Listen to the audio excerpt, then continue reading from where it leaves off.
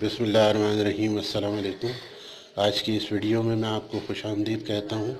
और जैसा कि आपके इल्म में है कि अल्फ़ाबेटिकल सीरीज़ चल रही हैं, तो इसी सिलसिले में मैं कुछ प्रॉब्लम आपके सामने पेश करता हूँ। बिस्मिल्लाहिर्रहमानिर्रहीम। अस्सलाम वालेकुम। आज की इस वीडियो में मैं आपको खुशामदीद कहता हूँ और उम्मीद है कि आप सब लोग बहुत खैरियत से होंगे। और अल्फ़ाबेटिकल सीरीज़ जैसा कि मैंने बताया था पिक्चर पैटर्न में होती हैं और वो डिफरेंट नौइयत की हैं। पहले जो हमने अल्फ़ाबेटिकल सीरीज़ पढ़ी हैं वो मुख्तलिफ़ थी, आसान थी। यहाँ ज़रा ज़्यादा कॉम्प्लिकेटेड हैं। तो दूसरी बात ये कि आप ख़ुद महसूस कर रहे होंगे कि मेरी आवाज़ आज ख़राब है। मुस्तकिल ज़रा सा मुझे नज़ला खांसी वगैरह चल रहा है, तो उसकी वजह से आवाज़ ज़रा मेरी दबी हुई है। तो मेरी पूरी कोशिश है कि मैं अच्छी आवाज़ के साथ आपको सामने वीडियो पेश कर सकूं। तो पहली प्रॉब्लम जो आज इस वक्त हम देख रहे हैं उसमें W47 एक जगह लिखा है, फिर 43S है, Q41 है, 37M है। तो जैसा कि आपको मालूम है और अंदाज़ा होना चाहिए कि जब आप एडमिशन टेस्ट या एप्टीट्यूड टेस्ट कहीं जॉब के लिए देने जाते हैं तो आपको हर किस्म की मालूमात होना ज़रूरी है, इंटरव्यू के लिए भी। और जो टेस्ट होता है वहाँ पर एक छोटा मोटा टेस्ट रख देते हैं आजकल जॉब्स के लिए भी, उसमें भी ये सब चीज़ें पूछी जाती हैं। तो जब ये पूछी जाएं चीज़ें तो आपकी मालूमात हर रास्ते पे थोड़ी बहुत इतनी होना चाहिए। अब ये जो मैंने सारे नंबर लिखे हैं, अल्फ़ाबेट्स लिखे हैं, ज़ाहिर है इसका कोई ख़ास पैटर्न है या कोई ख़ास वजह है इसकी लिखने की। तो जो मैथमेटिक्स बहुत ज़्यादा पढ़े हुए होते हैं उनको तो फ़ौरन समझ में आ जाता है कि ये क्या चीज़ है। और जिनका बैकग्राउंड मैथमेटिक्स का ना हो उनके लिए कुछ प्रॉब्लम थोड़ी बहुत होती है, तो वो हम सॉल्व करने के लिए बैठे हैं। तो इस वक्त जो पहला नंबर हमारी प्रॉब्लम नंबर 1 है, उसमें जो ये सारे अल्फ़ाबेट्स और नंबर दिए हुए हैं ये सब के सब प्राइम नंबर्स हैं। W23 होता है, 23 is a prime number and 47 is a prime number. अच्छा, इसमें भी हमने तरतीब कायम रखी है कि W से कम जो प्राइम नंबर जिस अल्फ़ाबेट पे आता है वो S है, S19 है, ठीक है। उससे कम जो होता है वो 17 होता है प्राइम नंबर, 17Q होता है। पहले अल्फ़ाबेट्स को ही देख लें।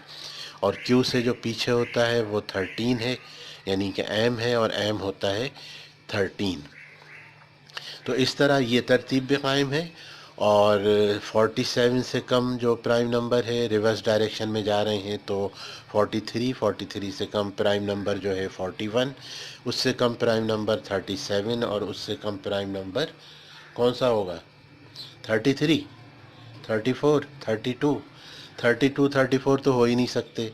33 जो है वो 3 से भी डिवाइड होता है, 11 से भी डिवाइड होता है। प्राइम नंबर की पहचान क्या बताई है कि जो अपने आप से पूरा पूरा डिवाइड हो जाए, तो वो नंबर आता है सिर्फ 31, जो कि डी में दिया हुआ है। इसी तरह जो हम अल्फ़ाबेट्स का हिसाब करके चल रहे हैं रिवर्स डायरेक्शन में, तो M13 है, उससे कम जो प्राइम नंबर आता है वो 11 है, और 11 पे होता है K।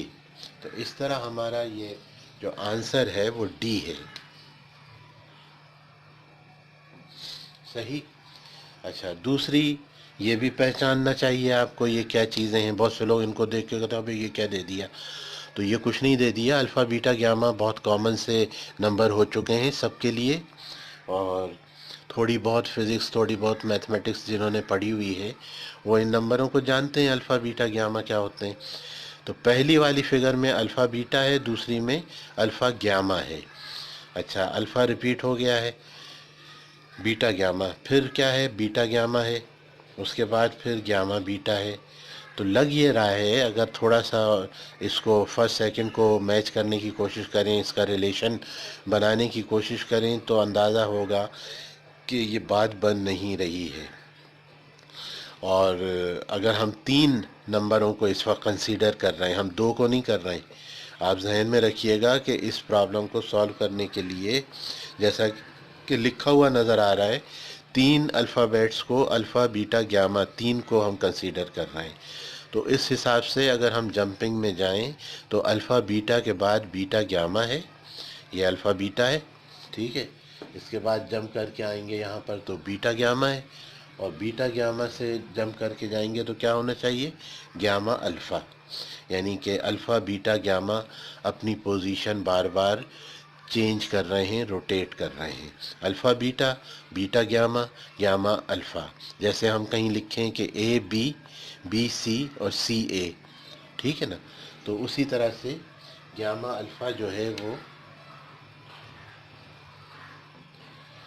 गामा अल्फ़ा जो है वो हमारा आंसर है। Alpha beta, beta gamma, gamma alpha. तो ये हमारा गामा अल्फ़ा आंसर है। नेक्स्ट फिगर बहुत ही इंटरेस्टिंग है और इसमें सोचना पड़ता है कि ये क्या उल्टा सीधा लिख दिया गया है। और आप अगर गौर करें तो सेकंड फिगर जो है जेड ए यानी कि जी और ए लिखा हुआ है, उसकी मिरर इमेज जो है वो फर्स्ट है। इसका मतलब ये कि जो इमेज है वो पहले आ रही है और ओरिजिनल जो है वो बाद में सेकंड प्लेस पर आ रही है। इसी तरह थर्ड और फोर्थ फिगर को देखें कि फोर्थ में वाई बी दिया हुआ है, तो वाई बी की जो मिरर इमेज है बी वाई उल्टी होकर वो थर्ड में आ रही है। तो हम इस चीज़ को इस तरह से समझने की कोशिश करेंगे कि पहले मिरर इमेज है, फिर ओरिजिनल है, फिर मिरर इमेज है, फिर ओरिजिनल है। तो आंसर में जो मिरर इमेज है वो पहले आएगी, ठीक है। तो आज सी को, ये सी लिखा हुआ है, सी को अगर उल्टा करके लिखें उसकी मिरर इमेज क्या बनती है, वो ये वाली बनती है, ठीक है।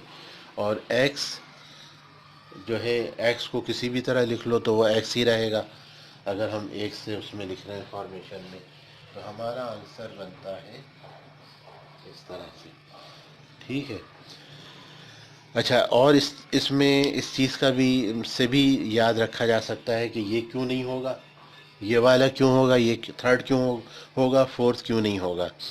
वो इस तरह के आप देख रहे हैं कि जो मिरर इमेजेस बन रही हैं उसमें ए बी, ए और बी पहले हैं और जेड और वाई बाद में है। इसी तरह सी पहले होगा, एक्स बाद में होगा। वैसे भी तरतीब अगर समझें तो यही आएगी, ठीक है। चौथी और आखिरी इमेज ये फिगर ये है कि बी डी ई जे, ये तो बहुत आसान है। बी 2 होता है, डी 4 है, ई 5 है और जे 10 है। चलिए 2, 4, 5 और 10 क्या मतलब हुआ, multiplied by 2 plus 1, multiplied by 2 plus 1 के आ गया आंसर।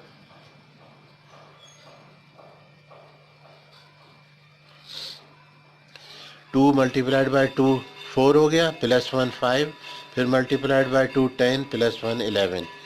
तो इस तरह मैं इसको यहाँ कंप्लीट करता हूँ, मज़ीद फिगर्स आपके लिए बनाता हूँ।